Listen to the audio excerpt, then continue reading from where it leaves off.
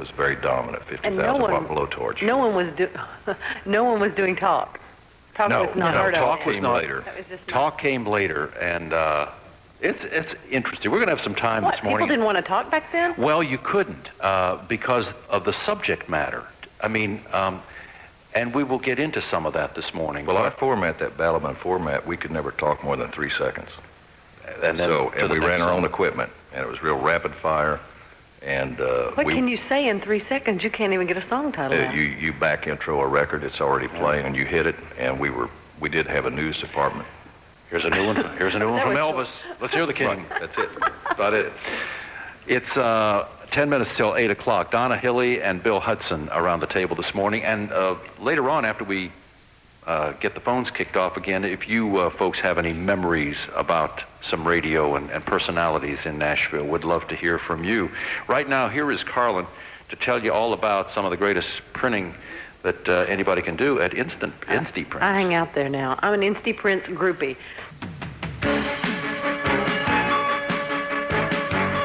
Check that traffic right now before Paul Harvey news and comments. And this traffic update is brought to you by our friends at Nashville Tech over there on White Ridge Road. They're going to put on those business courses for you and make you smart in business.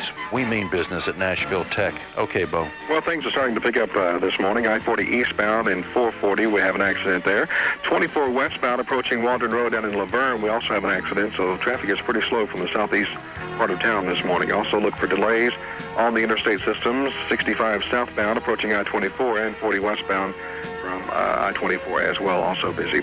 On the secondary roads, Clarksville Pike and Old Hickory Boulevard, we're working an accident, and Whites Creek Pike near Bear Hollow Road. We've got an accident there involving injuries, and trying to get that out of the way. Also, we remind you that the Sara Lee Classic starts real soon, and this morning, that is. Traffic will be affected on Old Hickory Boulevard near Chute Lane, so look for an alternative route if you're traveling around that area this morning.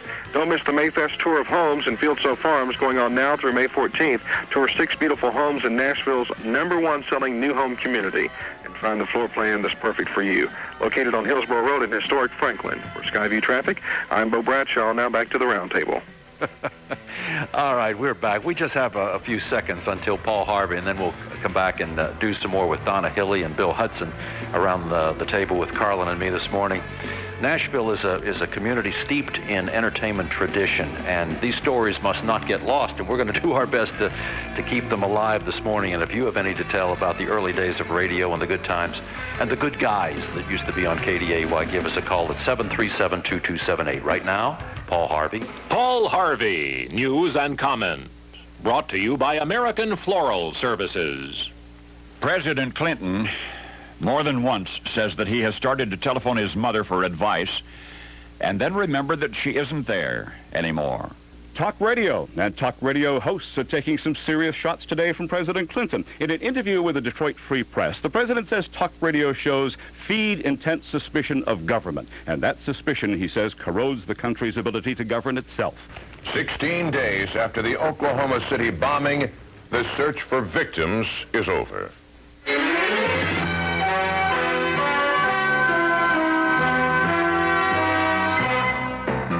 This is Headline News, live from Atlanta with Don Harrison. Good morning. Searchers in Oklahoma City have walked out of the Murrah Federal Building for the last time.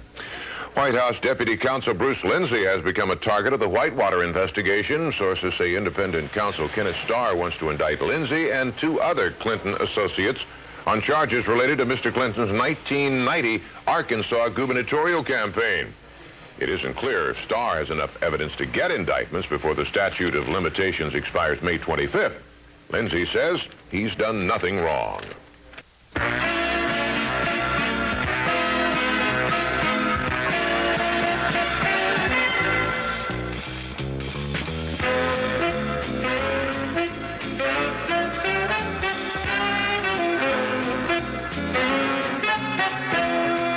We have some great people around our table this morning. Karlin and I are pleased to welcome Donna Hilley, who is the CEO with Sony Tree Music, fantastic music production, publishing, all the rest. Bill Hudson, head of the Bill Hudson Agency, longtime advertising agency here in Nashville. And part of what we're doing this morning is talking about some old times and how they affect the lives of so many people who have jobs today because of folks like Donna, Hilley, and Bill Hudson and others who worked at stations like 1240 WKDA in the 60s and earlier, and talked about, we were talking earlier about so many people who have come out of here, and we'll mention some others along the way too. And part of that heritage is the Hermitage Hotel, and this portion of our program is brought to you by the Hermitage Hotel. And when in the early days of what they used to call the disc jockey convention, now it's the Grand Ole Opry birthday celebration, but when I came here, they used to call it the disc jockey convention, and folks like myself who tried to make a buck on the side plugging songs would schlep a tape recorder from people who had come in from New York and were staying here, and also there used to be the Andrew Jackson Hotel just a few steps up the street, and people from some of the New York publishing companies would be staying in Nashville, and we would take a song over. And to show you how smart we were, it didn't take too long to figure out that they didn't come to Nashville during the convention to listen to new songs. You know, they came for fun and games and all the rest. But anyway, the Hermitage was the headquarters back in those days for that. Well, the Hermitage is now rejuvenated with a multi-million-dollar renovation program, and it is just gorgeous. And people come up here when they come to the show, they look at that lobby and they say it is even more beautiful now than ever before. They have retained the elegance of yesteryear, and today it functions with all the modern conveniences, and you'll love the Hermitage. Give them a call. If you want to celebrate Mother's Day, there might be still room in the Capitol Grill for a nice meal or any type of get-together. Call 244-3121, the Hermitage. One found his calling in war, the other in a vision. We look forward to serving you this Mother's Day and for the graduations, weddings, and other special and personal occasions in your spring. I invite you to escape the ordinary at the Mole Hole, 2170 Bandywood Drive in Green Hills. Let's check out that weather forecast right now at 9 minutes past 8 o'clock here on the Roundtable. And this weather update is brought to you by Nashville Tech on White Bridge Road. Okay, Karlin. Yeah, nice weather today, Teddy. Partly sunny, a little warmer out there, a high around 74 degrees tonight. Clearing off and the low in the mid-40s. Tomorrow, for Derby Day, mostly sunny, and we're going to approach 80 degrees, so we're back into the sunshine again. Thanks, Karlin. Nashville Tech brings you the weather update. Donna, Hilley, and Bill Hudson around the table this morning. What kind of music did KDA play back in the good guy days? Rock and roll. Was it rock? Mm-hmm. And was there a main personality, somebody who was really hot in town? There were several. Mm-hmm. You know, the 69, of course, was always hot. Quinn Ivy, Wayne Miles. At midnight, Captain Midnight. There are a lot of Captain Midnight stories. Roger Scott. Yes. And Harold Hensley was on for a while. Dick Buckley. Mm-hmm. Yeah, we had Bill Hall up here the other day, and he was saying that his first job was on WKDA as a news person. Right, that was later in the time, 70s, I think. And Jerry Wood, who's now at Country Weekly Magazine, and Audie Ashworth, who... Eddie Kilroy. Can't forget Eddie Kilroy. Oh, yeah. Captain Midnight, of course. You know, I guess if anybody could be said to be one of the first wild personalities on the radio, Captain Midnight would be that person. He did some things that still are going on today. Yes, he was very irreverent. The funniest thing about Captain Midnight, I think he was fired 3 times. When I did the night show, we were in First American Bank, which is, of course, secure because it's a bank with an officer, but I would tape, without giving the time, I would tape, songs 10 minutes after the hour, put the tape on, run to the Crystal, sorry, McDonald's, you weren't here then, and get breakfast and run back into the building, and then seg back in so no one ever knew I wasn't there. Now, there's nobody running the transmitter or anything else, which also, by the way, we would spike it at night and get mail from Michigan, and Jack would say, why are we getting mail? We knocked off the other 1240s in Hopkinsville. But Captain Midnight, after I was gone from that, found the tape in the production room, figured out what it was. He made a tape, but he went to Printer's Alley. And he's having a drink. Jack Stapp always carried a radio with him. He said, hello, Captain, walked about 10 feet, turned on the radio, came up and said, by the way, you're fired. Called Dick Buckley in, got him up in the middle of the night, but the captain kept coming back. Funny guy, very clever. He used to do the SO News on WSM. He was a writer. Yeah, he did that, and he was irreverent. I mean, back then, of course, the Howard Sterns of this era would consider that tame, but he was getting fired. He was getting rehired back again. True radio personality. I think we put him in a fallout shelter. Oh, I have a fallout shelter story, if I can tell it. Back then, you know, the fallout shelter was the big thing going. That was the news. And so at the fair, WKDA, being community-minded, built the fallout shelter and stocked it with all the food that you should have so that the people coming to the fair could see what you should build and what you should have in your home. And a lot of people built, you know, had them in the basement. So rather than going to the station each morning, I would go to the fair at the fallout shelter. And people were coming through it, you know, through the hundreds because people were really interested in that. So I'll go out one morning and I call the office and I said, "There's no food here." And they said, "What happened?" And I said, "It appears that Captain Midnight had his girlfriend out. They ate the food and there's blankets on the floor." Our number is 737-2278. We'll sprinkle in the phone calls with reminiscing about some of the early days in Nashville. If you have a memory or a question, give us a call. 737-2278. Oh, we got a caller? Yeah, let's go to the phone. Good. In fact, we're loaded with calls. All right, fine. Let's go to the phone. Good morning. You're on the Roundtable. Good morning. How are you, Teddy? Great. Good. This is Eddie Kilroy. Eddie. Oh, my goodness. Hey, how are you doing? It seems like old home week. It is old home week. Eddie. Excuse me. Did you get out of jail? No, I did get out of jail. I tell you what, I know how Jack Stapp felt. Get up early in the morning and listen to WKDA. That's amazing. It really is. Listening to you guys makes years ago seem like yesterday. Well, thank you. You know, it's really amazing. I was going to say the first person that I met in Nashville was Donna Hilley when she was sitting behind a round desk at WKDA's reception office. Well, that's a nice greeting for you. It was lovely. Now, the first friend, or the first person that was daring enough to be my friend was Bill Hudson. Really? Now, that's real daring. That's real daring. Now, here's a case of a man that went on to become a successful music executive, work with all the major labels. At one point, didn't you run Playboy Records for Hugh Hefner? Yeah, I worked for Hefner for 5 years, started the label for him. Okay. My memory's not completely gone. Great producer. Can we tell about you in the arcade? Oh, wow. Yeah, I guess so. If you I got to hear the arcade story. That's when I thought I was fired. We would do these rock and roll shows at Sulphur Dell, and we didn't have any money, so we would buy these. There were Continental Suit was in. We could buy them real cheaply. I'm sure those people are not around anymore. Eddie exchanges a suit, or wanted to, that he bought because it really didn't fit, and the man didn't want to exchange it.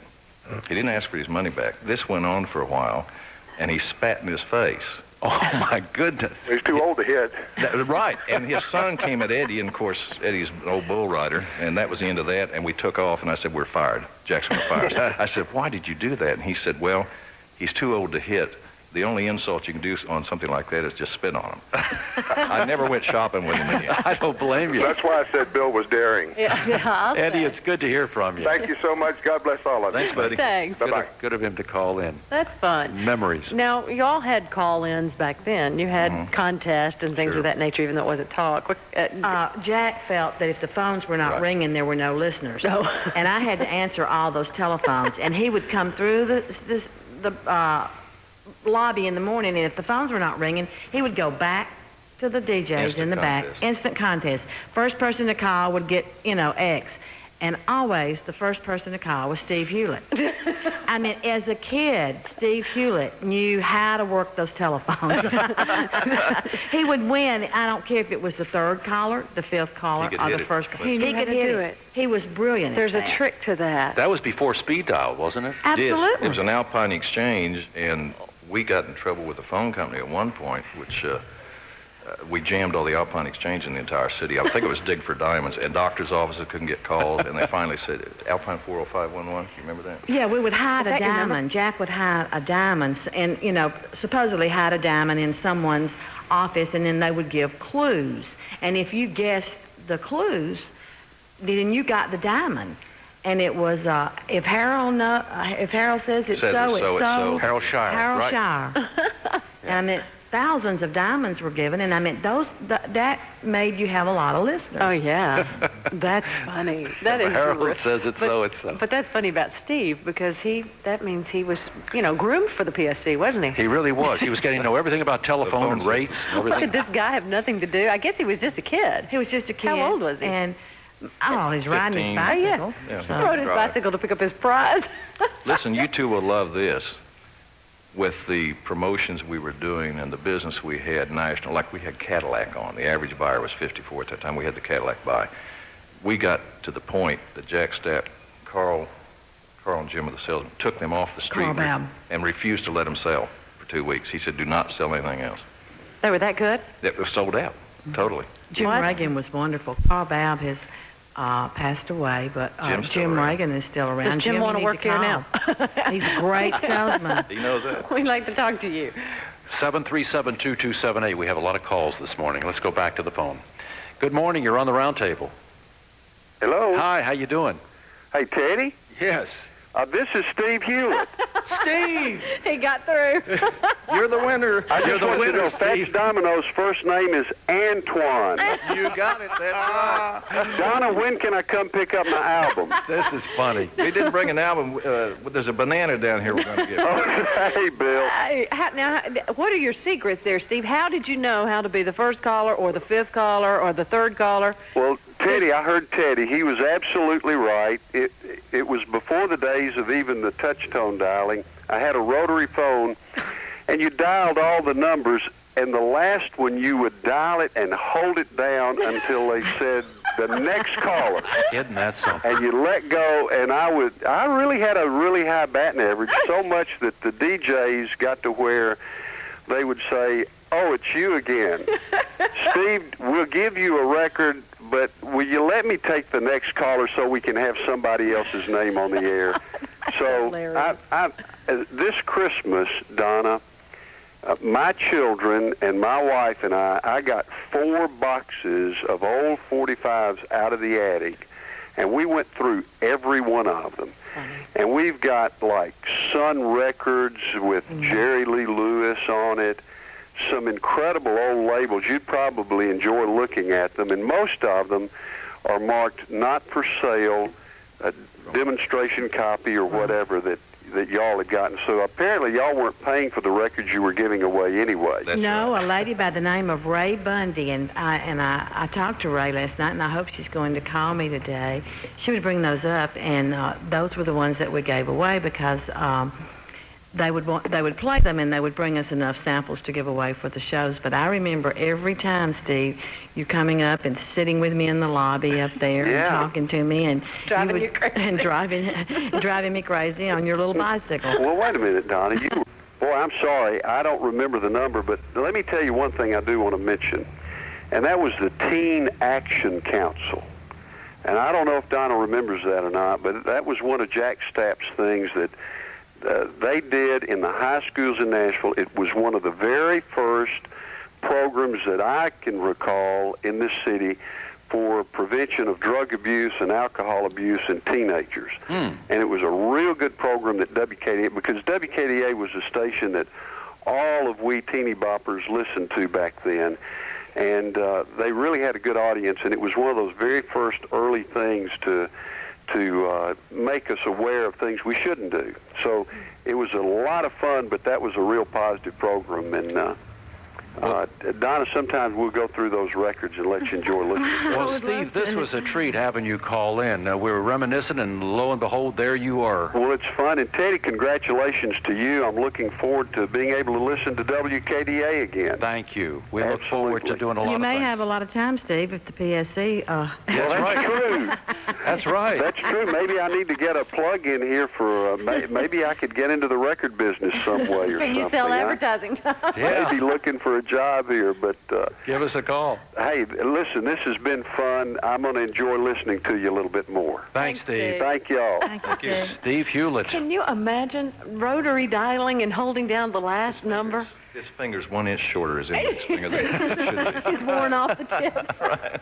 That's a trick. It really is. I've seen specials on people who make their living out of doing that, calling in shows. But today it's different. One of the Nashville personality bright lights is Larry Munson, who worked at KDA, didn't he? Yes, he was there before when they were doing more sports, before it went totally music. Yeah, he was there late prior 50s. to me being there. Is that right? And he went from there, and I think he probably went to WSM after that. Right. Larry is now and has been the announcer for the Georgia Bulldogs football and basketball for a long time, but people still talk about his antics and how he was good very he was. popular. Smokey Walker, who was program director, Joe Walker Mitter's late husband, but he was doing the engineering of the broadcast, and Larry turned thinking he was off air and used a curse word, and the ownership at that time was different than Jack, and they fired him. And when I went to the transmitter site, at one point there were thousands of petitions. They put him back on the air. I mean, he was very popular. That's one of the greatest stories, Bill, because that's the kind of thing you would think about might happen today with everybody demonstrating and getting involved. But he did. He thought the microphone was off. He made a comment that was heard on the air. It was a bad word, and he got fired. And thousands of people petitioned the station to bring him back. It was about a Nashville Vols game, wasn't it? But by today's standards, that word is used frequently on radio stations, and no one thinks anything about it. Yeah. Sign of the times. Wow. It really is. Isn't that something?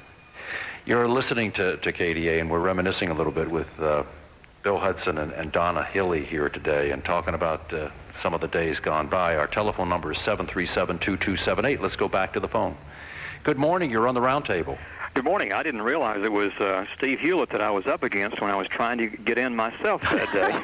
Oh, is that right? I did the same thing, and now 30 years later I find myself competing with Steve again. So here we go. Some things never change. You guys have not mentioned the most famous personality on KDA, and that's the wild child himself, Bill Berlin.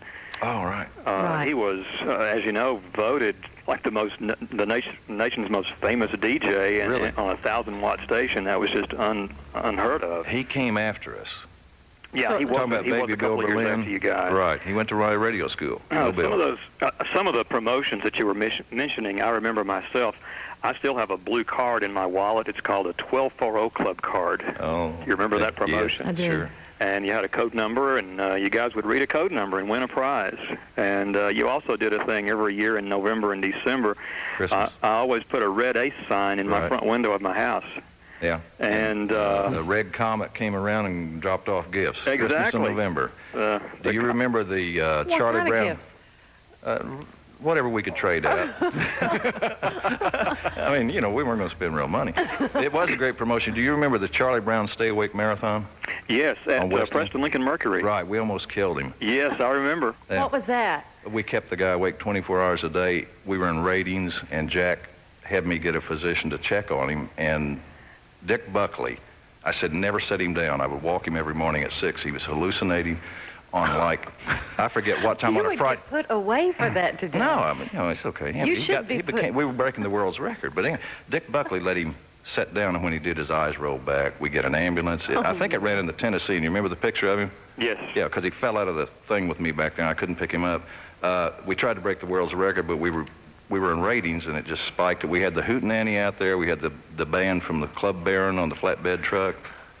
And it was really, and the competition was so stiff between WKDA and WMAK, and they would, every morning, WMAK would say, have people call in like you're doing now, and it was live, and so Jack You said, never if you listened can to get MAK on then, there, did you? He said, if you can get on there, I'll give you a raise. And say, because they'd say at the end when they would have someone call in, they'd say, now tell us what you're listening to. And I said, I can get on there if you're going to give me money. So sure enough, I called in. I said, oh, this is little Susie out at Vanderbilt, and I'm so excited. Can I get on the air? Can I get on the air? And sure enough, they let me. And then when I got on the air, they said, now what do you listen to? And I said, I always listen to WKDA. Thanks a lot for calling. Thank you. Yeah, keeping the announcer awake. That was a contest that a lot of people did around the country. And people got so involved in, how long's he been awake now? Oh, 48 hours. That's cruel. Is he? Well, not too long ago. Remember this guy that was on the sign down here? Duncan Stewart. Until UT won a ball game. UT won. He hasn't been right since, so I missed him. He wasn't right before he started, though. Good thing nobody's doing that for Vanderbilt. That'd still be it. I want to talk about home improvement now and things that happen when you need your home renovated. And with all the rain that we've had, if that roof is giving you trouble, call Kleinert. 2020, in touch now more than ever. If you think you've seen it all, and you think we've done it all, Think again. important investigations, medical breakthroughs. Exclusive interviews with some of today's most intriguing people. This is Barbara Walters. I hope you'll join Hugh Downs and me for 2020 tonight on ABC Television.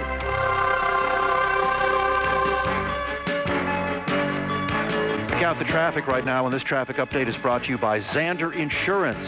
Call Zander at 356-1700 for the best guaranteed lowest term life rates. Okay, Bo. Well, we've got most of our interstate problems out of the way. We do have delays, though, on the interstates. 40 eastbound approaching 440, 65 southbound approaching the downtown area, and 40 westbound approaching Fester's Lane. All those areas extremely busy this morning. Also got a report of a disabled shuttle bus on 65 northbound at Harding Place. On our secondary roads, working a couple of accidents, a new one at Thompson Lane and Craft, McCrory Creek at Murfreesboro Pike, and got an accident we're finishing up Broadway at 18th Avenue South. And again, we remind you the Sara Lee Classic is beginning this morning, and traffic will be affected on Old Hickory Boulevard and Chute Lane. Both of those roads will be slower than usual, so you may want to choose an alternative route this morning. Come join the celebration of Cinco de Mayo at the club. That's the Santa Fe Cantina and Cattlemen's Club on Murfreesboro Road this afternoon. Enjoy live music, great food, and fun. Santa Fe Cantina and Cattlemen's Club, Murfreesboro Road this afternoon. The fun starts at 4. For Skyview Traffic, I'm Bo Bradshaw. Have a great weekend. Now back to the Roundtable. Coming up is CNN Headline News, and then we'll be back here with more, so stay along with us. You're listening to Teddy Bart's Roundtable from the Hermitage. Federal authorities move in as search crews leave the site of the Oklahoma City bombing.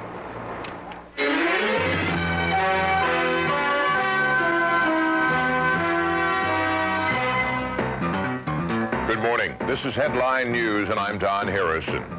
The phone lines are open, and the number is 737-2278. That's 737-BART. Don't!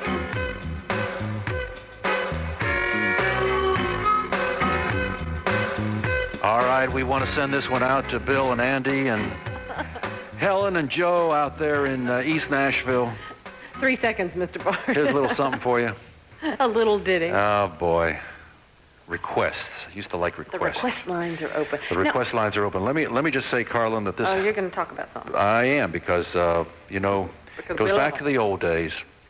This portion of the Roundtable is brought to you by the Zander Insurance Agency. And you talk about Nashville traditions and things that have been around for a while, like WKDA and some of the people that we've been talking about this morning. There's a good fit in that kind of conversation with the Zander Insurance Agency. They've been around for 4 generations. The Zander. You pick up a payphone, you dial a number, and you anxiously wait to hear the sound of a familiar voice. And instead, you get... Discover The Way West on PBS this Monday night. Okay, we are back with Donna, Hilley, and Bill Hudson. Before we get to the phones and more talk, how about a little bit of weather, Karlin? And this weather forecast is brought to you by Claude P. Street at 8th Avenue. Sunny weekend. Partly sunny, warmer today, 74 for a high. Derby day, mostly sunny, with a high near 80. Thanks, Karlin. The weather brought to you by Claude P. Street. Let's go back to the phone calls for Bill Hudson and Donna Hilley this morning. Good morning. You're on the Roundtable. You're talking to me? I'm talking to you. I'm a senior, and I was living when they built the Hermitage Hotel. I don't remember it.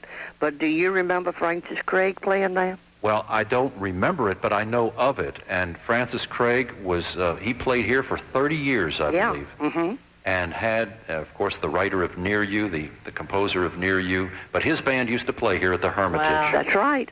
It was a standard at the Hermitage.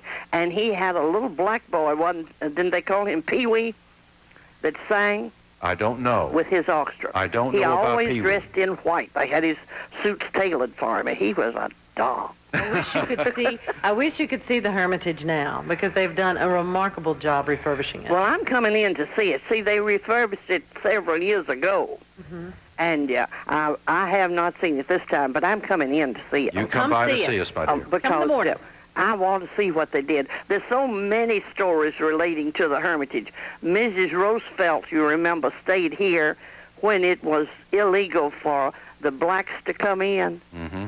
And they had all of them come in the side door, which was the ladies' entrance. They came in the Union Street entrance. I see. And so they could get right to the elevator and go up to her suite. That's amazing. That is a fascinating story. Yeah, there's so many stories like that connected with the Hermitage. Well, we hope you'll stop by. We want to hear more stories. Okay. I'll Good see to you. talk to you. Bye-bye. That's pretty remarkable. It really is. It was built. It was what? The first $1 million hotel. It was $1 million in 1910. That's some bucks. That is, and they had running water and a bathroom. That's right. And just boiled water to avoid typhoid. What was special about Jack Stapp? Why was he so good at what he did? I think that perhaps he was the greatest motivator of people I've ever known. Jack Stapp believed in you before you believed in yourself. And he was always telling you how great you were, so consequently you were always wanting to rise to what he expected of you. But he told me a story one time that I never forgotten. He said that when he was at WGST in Atlanta, before he started working there, he used to work for Karlin Dinkler of the Dinkler Andrew Jackson hotel chain. And Mr. Dinkler really liked him, and he would take him on his rounds. And he said one day he took him with him, and they were on the second floor, and he said there was a hole in the ceiling that you could get through.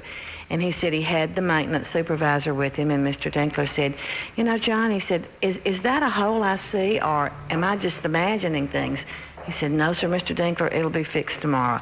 And he did that over and over, and Jack always treated people in a very kind manner, and hopefully, if I've learned anything in business and people, I feel I learned it from Jack Stapp.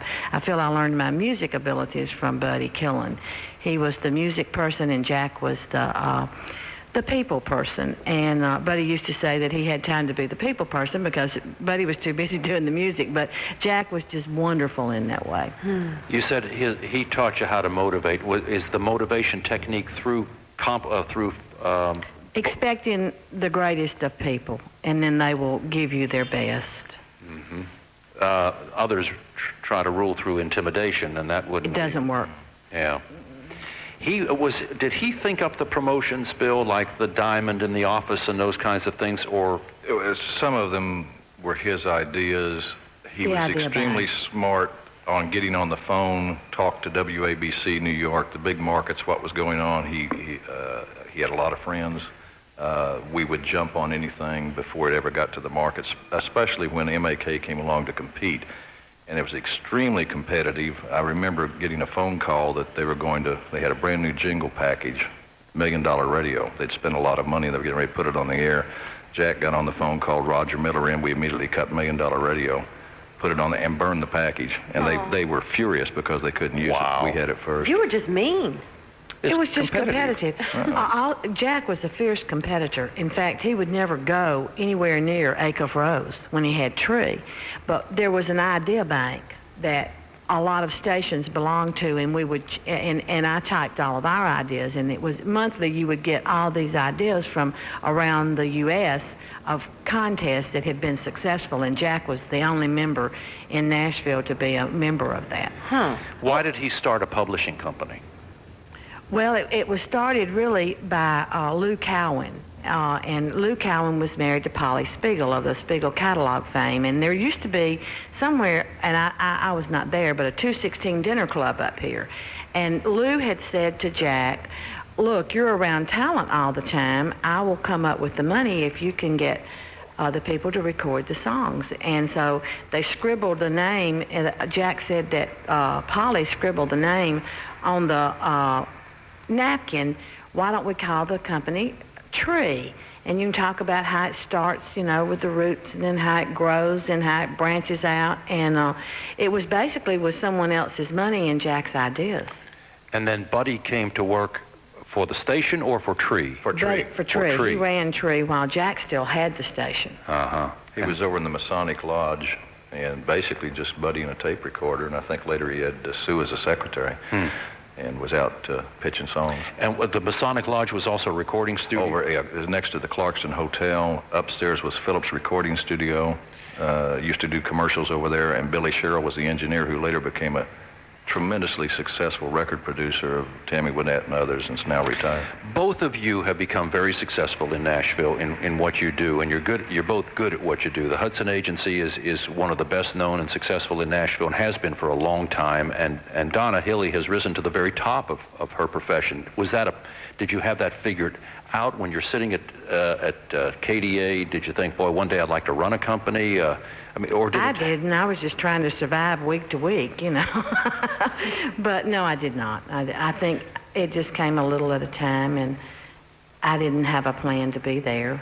I don't even know how I got there. But it's as if you were just groomed between Buddy and Jack and working with the people you were working with. You couldn't have gotten a better education.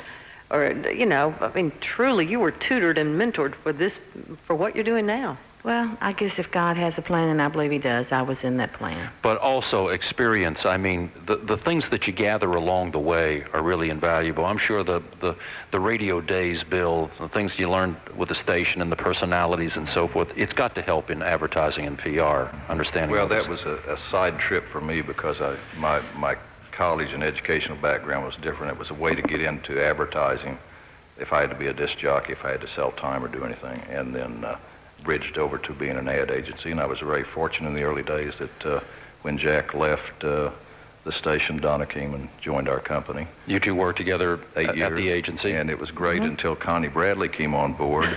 And from that point on, I was totally out of the picture, out of control. As you should have been. And they were running things, and I should have made Donna president and Connie vice president, and we would have done a lot better. I have a story to tell about Connie, and I working for Bill. He was, is, and has been all his life very frugal. That's why he has all the money in town. And he had this shag carpeting. It's my kind of guy. He had the shag carpeting that was orange and yellow. I still have it. I think he still has it. Sounds great. What, no browns? He had brown cabinets that Rayford had moved for him. Many times we used to get Rayford to help my husband to help us move because we couldn't afford a moving van. So anyway, he had these ugly cabinets, and one day he was out of town, and so Connie and I decided that we would paint everything because we knew we couldn't get new carpet, and we spray painted every cabinet and every desk in that entire office bright yellow. Like a big bunch of daisies when you came home. And when he didn't fire us for that, we knew we were on the way to making it. Yellow. Even his desk? His desk. Oh, no. Days of the yellow desk. Bill, what was the best promotion you ever did? What was the most successful promotion you ever did at KDA? Gosh, she mentioned Dig for Diamonds.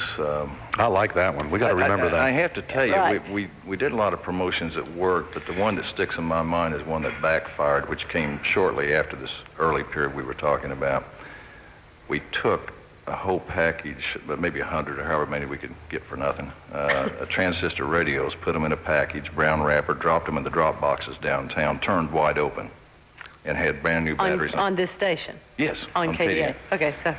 So people were walking by, and then we were able to plant a picture of the postman looking in there, and somebody made a picture, and that promoted it. The radios go out. Half of them didn't arrive. The post office held them overnight because they liked listening to the station.